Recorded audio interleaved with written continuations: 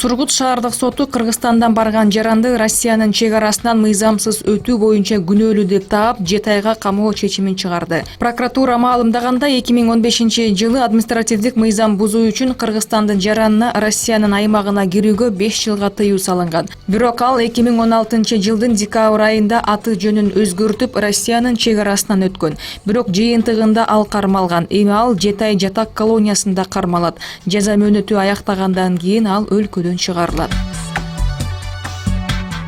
Алматы-Бишкек жолунда жол кырсыгынан 3 адам каза тапты. Бул тууралуу казакстандык басылмалар жазууда. Маалыматка караганда кечээ түнү 2 унаа кагышкан.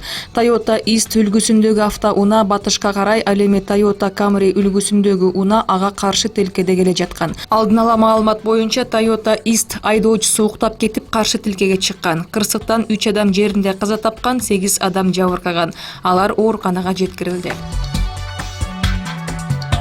Томск облусунда мөөнөтүнөн мурда тобурчак чогултуп жаткан 7 кыргызстандык жаран кармалды. Бул тууралуу орусиялык жалпыга маалымдоо каражаттары жазууда. Кармалган жарандарга административдик иш козголду. Маалыматка караганда өз алдынча токой ресурстарын жок кылып, аларды жыйноодо айыппул салынат. Анда катардагы жарандарга 500дөн 1000 рубльга чейин, кызмат адамдары 1000 рубльдан 2000 рубльга чейин, юридикалык жактар 20 000 рубльга чейин айыппул төлөшү мүмкүн. Тобурчакты белгилүү бир мөөнөттө гана жыйноого уруксат берилет.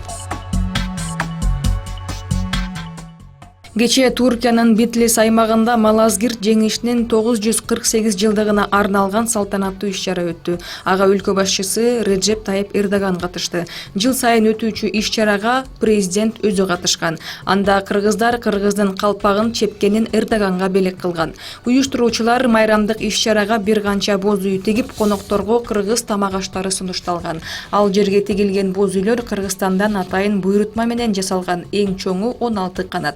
Битлис кыргыздар отурукташкан Ван аймагына коңшу провинцияда жайгашкан шаар. Ал жерде жыл сайын 25-26 августта 1071 жылдагы салгылашуудагы Малазгирт жеңиши белгиленет.